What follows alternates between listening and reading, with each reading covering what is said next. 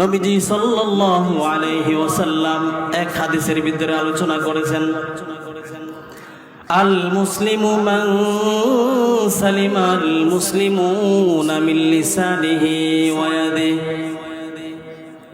যার হাত এবং মুখ, বলেন যার হাত এবং মুখ হইতে অপর মুসলমান কি থাকে?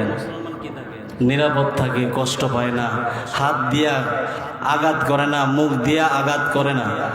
এই যে নবীজি সাল্লাল্লাহু আলাইহি ওয়াসাল্লাম আমাদেরকে বুঝাইছেন, আল মুসলিমু মান সালিমা আল মুসলিমুনা মিন লিসানিহি ওয়া ইয়াদিহি। খাঁটি মুসলমান ওই ব্যক্তি হাত এবং মুখ হইতে অপর মুসলমান নিরাপদ থাকে, সে খাঁটি মুসলমান। নবীজি সাল্লাল্লাহু আলাইহি ওয়াসাল্লামের হাদিস অনুযায়ী যদি আমার চলাফেরা না হয়, আমার হাত যদি ব্যবহার হয় মানুষের উপরে লাঠি দিয়া আঘাত করি, তাহলে কি আমি মুসলমান হব? থাকবো মুসলমান? আমার বাবা মুসলমান, দাদা মুসলমান, পরদাদা মুসলমান, এই হিসাবে মুসলমান। কিন্তু আমি আবার মানুষকে আঘাত করি, মানুষের মাথায় বাড়ি দেই, তাহলে নবীজি সাল্লাল্লাহু আলাইহি ওয়াসাল্লামের এই হাদিস অনুযায়ী যদি আমরা চলতে না পারি, তাহলে আমি কি না মুসলমান না? এটা মনে থাকবো তো ইনশাআল্লাহ। আরেকটা বিষয় হচ্ছে কি, আমাদের হাতে আঘাত করি না, কিন্তু বেশিরভাগ মানুষ কিন্তু মুখ দিয়া মানুষকে আঘাত করতে থাকি। আমি আপনাদের সম্মুখে যে আয়াতে কারিমা তিলাওয়াত করেছি, এখানে আল্লাহ তাআলা কি বলেন, আমাদেরকে কি দিক নির্দেশনা দেন? আল্লাহ তাআলা বলেন, ইয়া আইয়ুহাল্লাযীনা আমানুত্তাকুল্লাহ। আল্লাহ তাআলা আমাদেরকে ডেকে ডেকে বলতেছেন, মহব্বতের সাথে বলতেছেন, হে ঈমানদারেরা তোমরা আমাকে ভয় করো।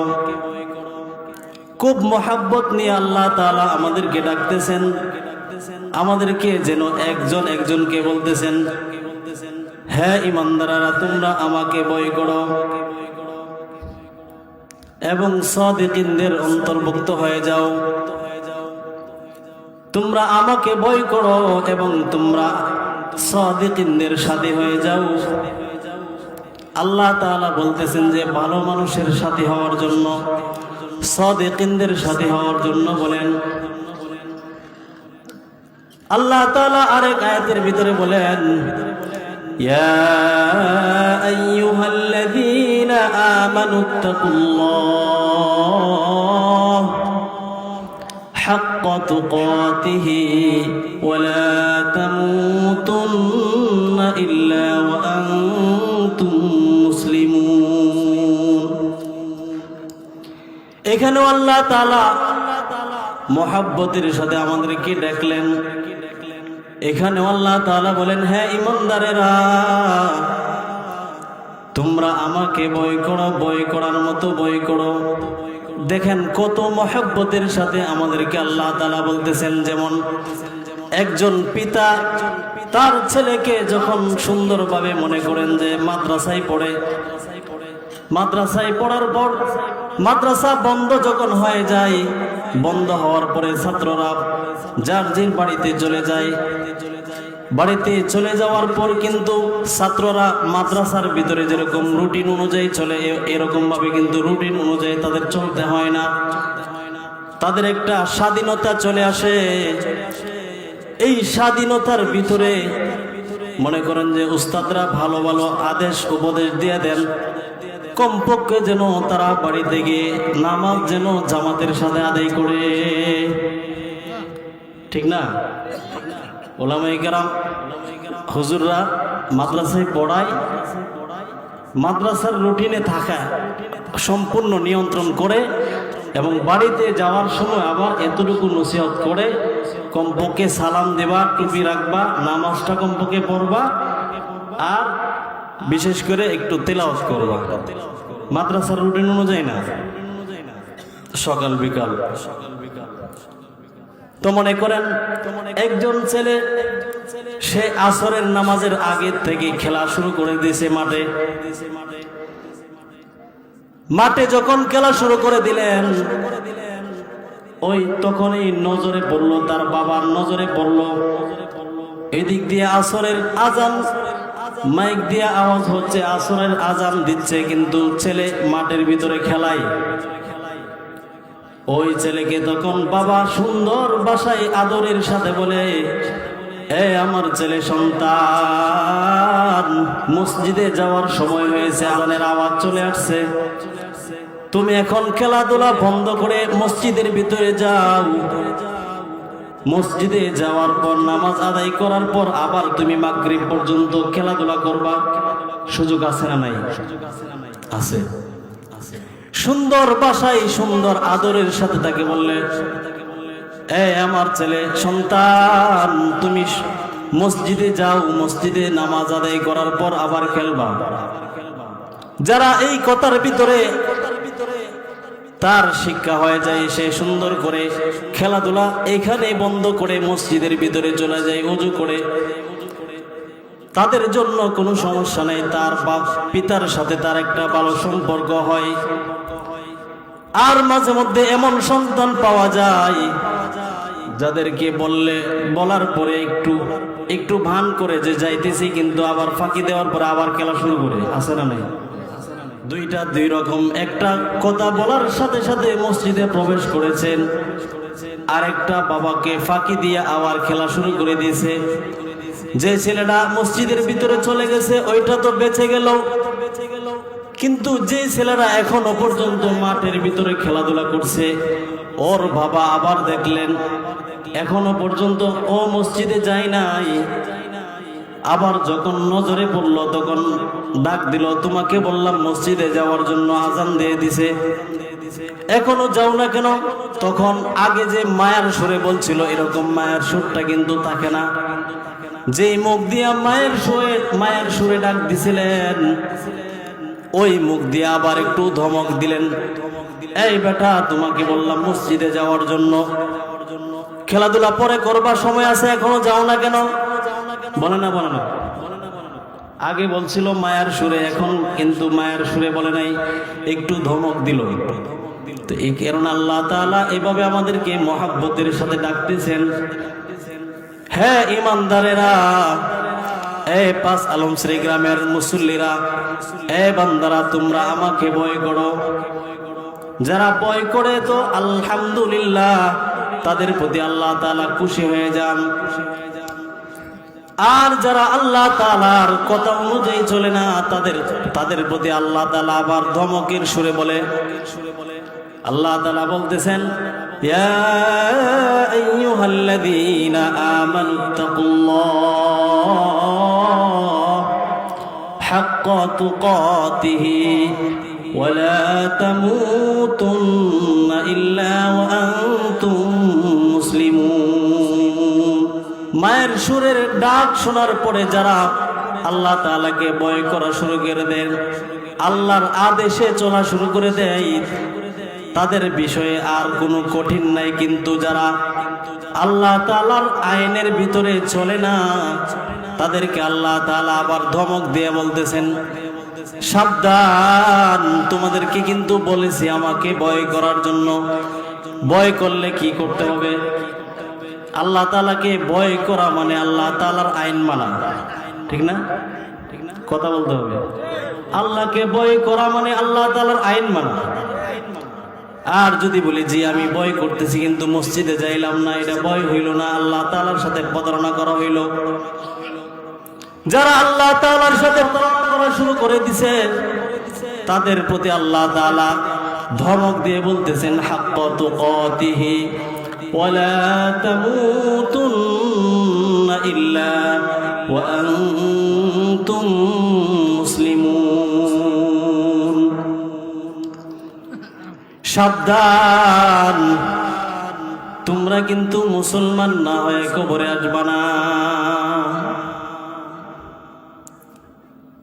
এবার আসেন, আল্লাহ তাআলা আমাদেরকে যে এই যে আমরা এখন বসে আছি, আজকের এই মাহফিল অস্তিত্ব হয়েছে না? আজকের এই মাহফিলের অস্তিত্ব হয়েছে না? গতকালকে এটা ছিল, আজকের অস্তিত্ব আছে, আগামীকালকে এটার অস্তিত্ব থাকবে না। তো আল্লাহ তাআলা বলতেছেন এক আয়াতের মধ্যে, হাল আতা আলাল ইনসানি হিনুম মিনাদ দাহরি লাম ইয়াকুন শাইআম মাযকুরা। আল্লাহ তাআলা আমাদেরকে দুনিয়াতে প্রেরণ করেছেন আকৃতি দিয়ে, অস্তিত্ব দান করেছেন। আমাদের কোনো এক সময় আমাদের নাম গন্ধ ছিল না। আপনাদের আসিল? এখানে যারা আসছি অস্তিত্ব ছিল, আগে নাম ছিল, হাত পাও ছিল, আমাদের নাম গন্ধ ছিল না, পরিচিত ছিল না, আমাদের বডি ছিল না, হাত ছিল না, পাও ছিল না, অঙ্গ প্রত্যঙ্গ কোনো কিছুই ছিল না। কিন্তু আল্লাহ তাআলা আমাদেরকে এই সমস্ত অস্তিত্ব দান করেছেন কে? আরো জোরে বলতে হবে, আল্লাহ তাআলা দান করেছেন। আমাদের এই বডিটা কিন্তু আল্লাহ তাআলা আমাদেরকে কয়েকদিনের জন্য দান করেছেন, হাওলাত দিছেন। কি দিছেন? কর্জ দিছেন। কতদিনের জন্য জানা নাই। আল্লাহ তাআলা আমাদেরকে এই বডিটা কিন্তু কর্জ দিয়েছেন। দেখবেন নিজের একটা জিনিস যদি থাকে তাহলে এটার মূল্য কম থাকে, কারণ এটা তার নিজস্ব। মনে করেন যে একটা কাপড় ইস্ত্রি করার একটা ইস্ত্রি আছে আপনার, এই ইস্ত্রিটা যখন নষ্ট হয়ে গেল, নষ্ট হওয়ার আগে প্রতিদিন আপনি একটা কাপড় ইস্ত্রি করতেন, কোনো গুরুত্ব ছিল না, একটাই দিতেন, একটাই পরতেন। আর আপনার এই ইস্ত্রিটা নষ্ট হয়ে যাওয়ার কারণে পাশের বাড়ি থেকে একটা ইস্ত্রি কর্জ নিলেন, কিনে নিলেন। প্রতিদিন যেরকম ভাবে আপনি একটা পাঞ্জাবি ইস্ত্রি করতেন, আজকে কি একটা দিবেন? কয়টা দিবেন? কেন? যেটা তো আমার না, কোন সময় জানি নিয়ে যায়। কথা বুঝতেছেন? মাশাআল্লাহ। এই ইস্ত্রিটা তো আমার না, এটা নিয়ে যাবে। এই জন্য আমার, শুধু আমার না, চারটে না, আমার যত পাঞ্জাবি আছে এগুলো তো হয় আমার ছেলে মেয়ের যা আছে সম্পূর্ণ সব এটা দিয়া সুন্দর করে বাস করে রাখবেন। কেন? এটা আমার না। বুদ্ধিমানরা যারা, তারা বুঝছেন যে কোন জিনিসটা আমার না। আল্লাহ তাআলা আমাদেরকে এই বডিটা কিন্তু হাওলাত দিছেন, কর্জ দিছেন। যেহেতু ইস্ত্রির সময় কম, আরেকজনের ইস্ত্রি এটা কিন্তু নিয়ে যাবে। এই জন্য আমি একটা পাঞ্জাবি ইস্ত্রি দিলে হবে না, আমার যত পাঞ্জাবি আছে সব পাঞ্জাবি দিতে হবে, আরো যতগুলো আছে সবগুলো দিয়ে রাখতে হবে, কারণ এটা আমার না। ঠিক না? আচ্ছা এবার আসেন, চোখগুলা কার? আমার। হাত, পা, অঙ্গ প্রত্যঙ্গ, মুখ দিয়ে কথা বলতেছি, এগুলো সব আল্লাহ তাআলার না, আমাদের। তার মানে আমাদেরকে কর্জ দিছেন। বলেন কি দিছেন? আল্লাহ তাআলা আমাদেরকে কি দিছেন? কর্জ দিছেন। তাহলে যেহেতু আল্লাহ তাআলা আমাদেরকে এই বডিটা কর্জ দিয়েছেন, কর্জ যেহেতু দিয়েছেন, তাহলে আমাদের এই বডিটা 5 ওয়াক্ত নামাজের মধ্যে মাঝে মাঝে 1 ওয়াক্ত পড়ব, নাকি 5 ওয়াক্ত পড়তে হবে? 5 ওয়াক্ত পড়তে হবে। আবার বাকি সময়গুলো হায়াত শেষ হওয়ার আগ পর্যন্ত, কোন সময় জানি নিয়ে যায়। হাওলাত না এটা? কথা বলে না, আরে হাওলাত তো এটা। তো যেহেতু আমার সময়, আমার জান মাল, আমার বডি আল্লাহ তাআলার পক্ষ থেকে কর্জ দিয়েছেন, এই জন্য আমাদের এই সময়, আমাদের এই মুখের জবান, এটা অহেতুক নষ্ট না করে আল্লাহ তাআলার জন্য ব্যয় করতে হবে। কারণ কোন সময় যেন কি হয়, নিয়ে যায়। জানেন কোন সময় নিয়ে যায়? জানেন? জানা নেই। এই জন্য আল্লাহ তাআলা আমাদেরকে যে বডিটা কর্জ দিয়েছেন, এটা কিন্তু সময় অনুযায়ী আমাদের সময়টা আল্লাহ তাআলার জন্য অক্ষ করতে হবে। যদি আল্লাহ তাআলার আইন অনুযায়ী যদি আমার সময়টা কাজে লাগাইতে পারি, তো আল্লাহ তাআলা আমার জন্য জান্নাত রাখছেন। আর যদি এই কর্জ বডিটা যদি আমি আল্লাহ তাআলার আইন না মানি, আইন অনুযায়ী যদি না চলতে পারি, তো আল্লাহ তাআলা আমাদের এটা কোন সময় জানি নিয়ে যায়। এই যে আল্লাহ তাআলা বলছিলেন যে তোমরা মুসলমান না হয়ে কিন্তু কবরে আসবা না, মুসলমান হইতে হবে। একটা সবক শিখলাম যে আমার বডিটা, আমার সময়, আমার জান, আমার মাল, এটা কার? জোরে বলতে হবে, আরো জোরে, আরো জোরে। কার এটা? আল্লাহ। কর্জ দিছে কাকে? আমাকে। তো এই জন্য আমার এই সময়, আমার এই বডি, আমার সবকিছু কার জন্য ব্যয় করব? কেন ব্যয় করব? জান্নাত পাওয়ার জন্য। যদি না করতে পারি তাহলে এই বডি রেখে জাহান্নামের ভিতরে পড়ে রুকে নাকি। তো আল্লাহ তাআলা বলছিলেন যে হে ইমানদারেরা, তোমরা আমাকে ভয় করো, ভয় করার মতো ভয় করো। আর সাবধান করে বলছেন, সাবধান, মুসলমান না হয়ে কিন্তু কবরে আসবা না।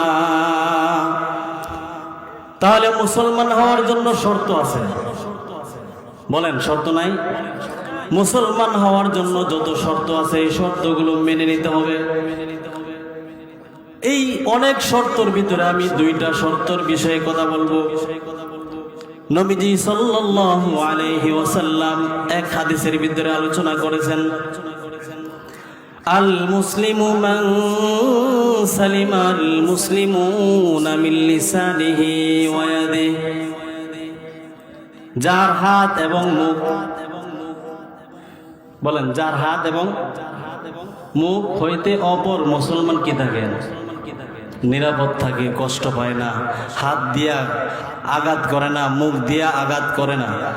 এই যে নবীজি সাল্লাল্লাহু আলাইহি ওয়াসাল্লাম আমাদেরকে বুঝাইছেন, আল মুসলিমু মান সালিমা আল মুসলিমুনা মিন লিসানিহি ওয়া ইয়াদিহি। খাঁটি মুসলমান ওই ব্যক্তি যার হাত এবং মুখ হইতে অপর মুসলমান নিরাপদ থাকে। স্বাভাবিকভাবে কিন্তু আমরা অনেক মানুষের হাত দিয়া অনেক সময় মানুষ আঘাত পায় না, অনেক কম, ঠিক না? হাত দিয়ে আমরা আঘাত কিন্তু কম করি। অনেকে আছে আমরা আঘাত করি না, কারণ এটা দেখা যায়, একজনকে আরেকজন আঘাত করি না। তারপরে অনেকেই আছে আঘাত করি। আল্লাহ তাআলা আমাদের সবাইকে হাত দিয়ে আঘাত করার থেকে হেফাজত করেন। তো নবীজি সাল্লাল্লাহু আলাইহি ওয়াসাল্লাম বলেন যে হাত এবং মুখ হইতে অপর মুসলমান নিরাপদ থাকে, সে খাঁটি মুসলমান। নবীজি সাল্লাল্লাহু আলাইহি ওয়াসাল্লামের হাদিস অনুযায়ী যদি আমার চলাফেরা না হয়, আমার হাত যদি ব্যবহার হয় মানুষের উপরে লাঠি দিয়া আঘাত করি, তাহলে কি আমি মুসলমান হব? থাকবো মুসলমান? আমার বাবা মুসলমান, দাদা মুসলমান, পরদাদা মুসলমান, এই হিসাবে মুসলমান। কিন্তু আমি আবার মানুষকে আঘাত করি, মানুষের মাথায় বাড়ি দেই, তাহলে নবীজি সাল্লাল্লাহু আলাইহি ওয়াসাল্লামের এই হাদিস অনুযায়ী যদি আমরা চলতে না পারি, তাহলে আমি কি না মুসলমান না? এটা মনে থাকবো তো ইনশাআল্লাহ। আরেকটা বিষয় হচ্ছে কি, আমাদের হাতে আঘাত করি না, কিন্তু বেশিরভাগ মানুষ কিন্তু মুখ দিয়া মানুষকে আঘাত করতে থাকি। আমরা এই দুইটা বিষয়কে খুব গুরুত্ব দেব। কমপক্ষে আমাদের মুখ দিয়া মানুষকে কষ্ট দিব না। হাত উড়ান, একটু কষ্ট করে হাত উড়ান, আল্লাহকে দেখেন, আল্লাহ আমরা কোনোদিন মানুষকে হাত দিয়ে আঘাত করব না, মুখ দিয়ে আঘাত করব না। এই আল্লাহ তুমি যে জবান দিয়েছো, এই জবান দিয়া তোমার নামের জিকির এবং হক ভাবে যেগুলো করার দরকার প্রয়োজনীয় এইগুলো করব, কিন্তু আমরা কোনোদিন মানুষকে আঘাত করব না, মুখ দিয়াও না, হাত দিয়াও না। সকলে বলে আমিন। আল্লাহ তাআলা আমাদের এই ওয়াদাকে কবুল করুন। আমাদের এই জবান এবং হাতকে আল্লাহ তাআলা যেন হেফাজত করেন। এই জবানটা দিছেন আল্লাহ, আল্লাহকে ডাকবো, কোরআন তেলাওয়াত করব। কান দিছেন, কানে ভালো কথা শুনবো, গান শুনবো না ইনশাআল্লাহ। সবাই পারবেন তো? আল্লাহ তাআলা আমাদের সবাইকে আমল করার তৌফিক দান করেন। ওমা আলাইনা ইল্লাল বালাগ। আসসালামু আলাইকুম ওয়া রাহমাতুল্লাহি ওয়া বারাকাতুহু।